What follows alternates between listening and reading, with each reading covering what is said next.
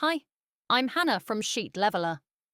In this video, I'll show you how to calculate compound annual growth rate, CAGR, in Excel. Scenario: starting value 125,000 at the end of 2016.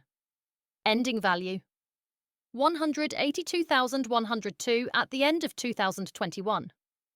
Investment periods 5, since we count 5, 2017 to 2021. Method 1. Using the RRI function. The formula is equals RR, I open parenthesis, N per comma, PV, comma, FV, close parenthesis, and per equals 5 PV equals 125,000, FV equals 182,000 to 102. Type equals RR, I open parenthesis.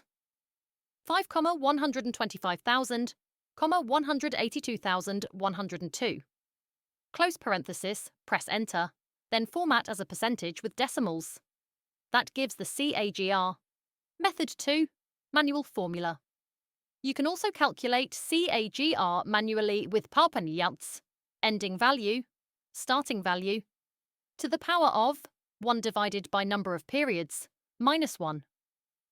In this case, 182,102 divided by 125,000, to the power of 1 divided by 1, minus 1, 1/5, 1. This returns the same CAGR. Bonus: yearly CAGR. If you want the CAGR for each individual year, use RRI with equals RRI 1. Previous value, current value. Copy this formula down, and you'll get the growth rate for each year. And that's how you calculate CAGR in Excel, both for the full period and year by year. I'm Hannah from Sheet Leveler.